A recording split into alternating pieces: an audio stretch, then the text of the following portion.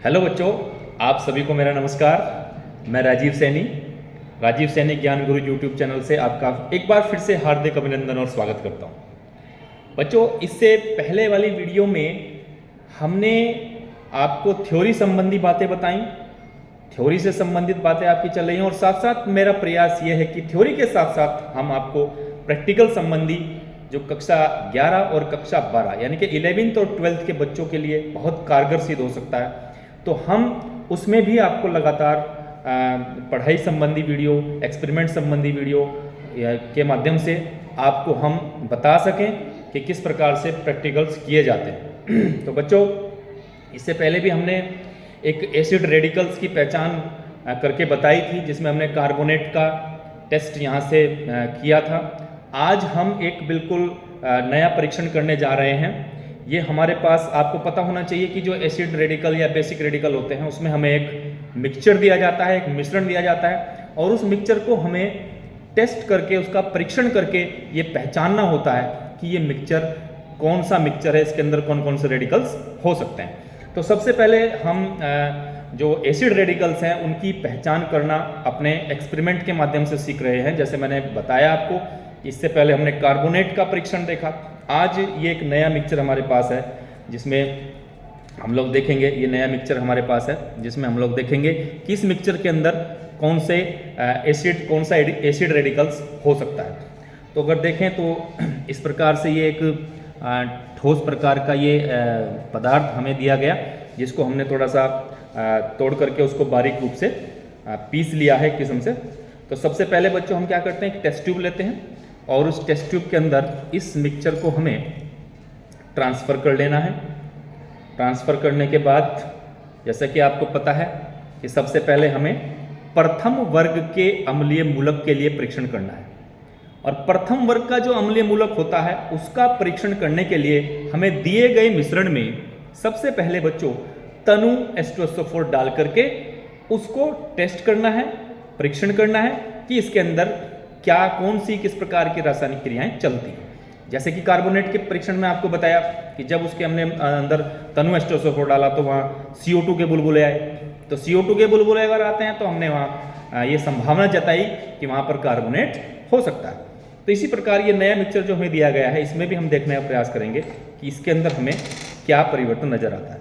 तो ये हमारे पास तनु H2SO4, डाइल्यूट H2SO4 है, जिसको हम इस प्रणाली के अंदर डाल देते हैं और डालने के उपरांत हम इसका परीक्षण करने का प्रयास करते हैं। तो पहले तो हम देखते हैं कि इसमें से कोई परिवर्तन दिखा क्या, या इसमें से कोई गंध आई हो तो उस गंध को हम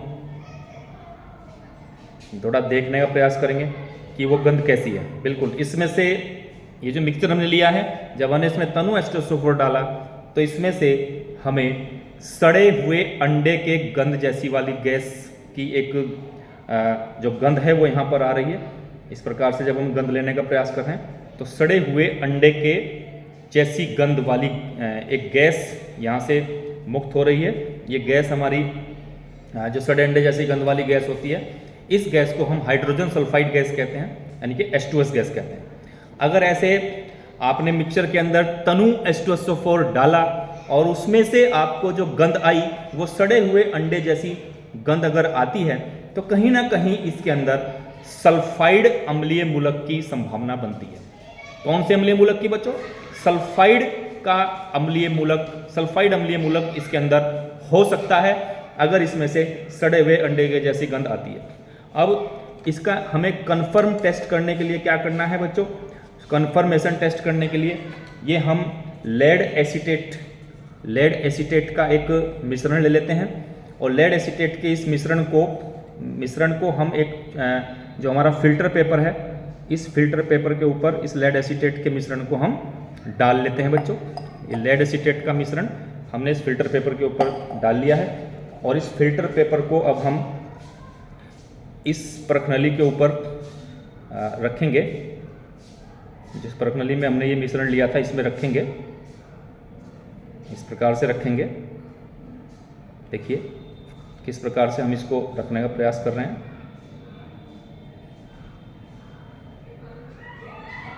इस प्रकार से हम इसमें देखेंगे कि किस प्रकार का इसमें परिवर्तन फिल्टर पेपर के ऊपर लगा हुआ जो हमारा लेड एसीटेट है, इसमें किस प्रकार का परिवर्तन हमें देखने को मिलता है। तो जैसा कि आप देख रहे हैं, जो लेड एसीटेट से भीगा हुआ फिल्टर पेपर है उसके कलर में, उसके रंग में हमें परिवर्तन नजर आ रहा है। तो देखिए, मैं आपको दिखाता हूँ।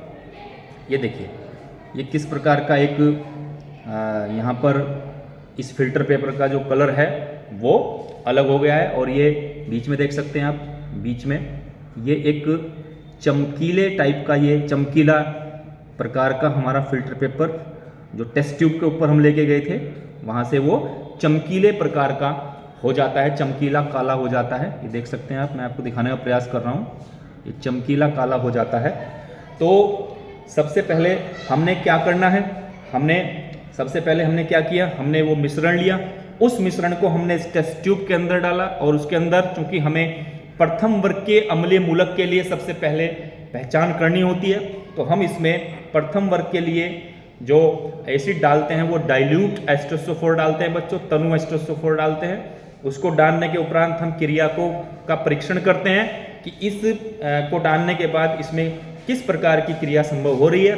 तो जैसे हमने देखा कि जब हम इसको डाल रहे थे तो यहाँ पर हमें सड़े हुए अंडे की गंध वाली गैस की यहाँ से गंध आती है, जो हाइड्रोजन सल्फाइड गैस की गंध होती है।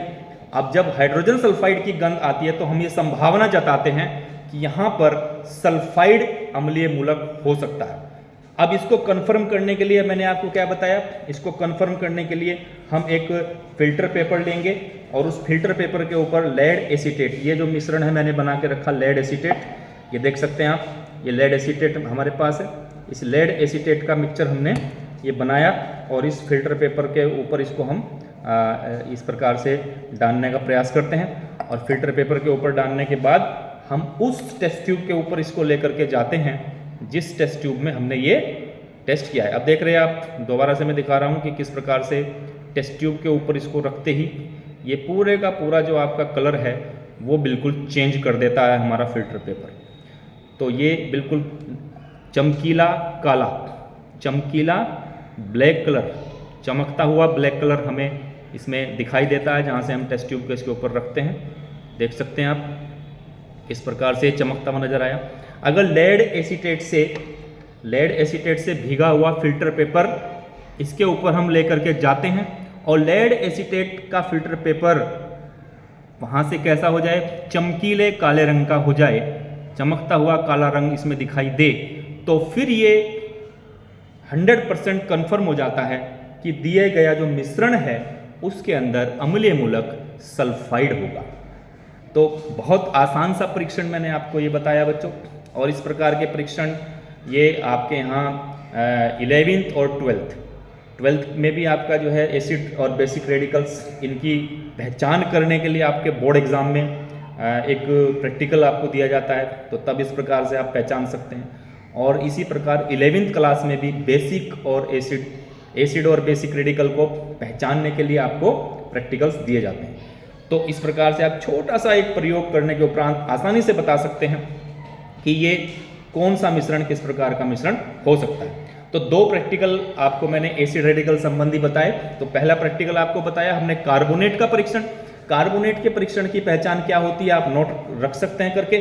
क्या पहचान होती है, यदि हम मिश्रण को लेंगे, मिश्रण में हम तनु एस्टोसोफोर डालेंगे और तनु एस्टोसोफोर डालने से रंगहीन गंधहीन गैस निकलती है, CO2 के बुलबुले निकलते हैं, तो कहीं ना कहीं वहां पर कार्बोनेट हो सकता है बच्चों। और उसको कंफर्म करने के लिए फिर उस गैस को, उस मिश्रण को हमें चूने का जो पानी होता है, कैल्शियम हाइड्रोक्साइड का जो पानी होता है, उसके अंदर यदि हम उसको ट्रांसफर करें और वो चूने का पानी हमारा दूधिया हो जाए, पूरे चूने का पानी हमारा दूधिया हो जाए, तो फिर वहां पर कार्बोनेट 100% कंफर्म हो जाता है।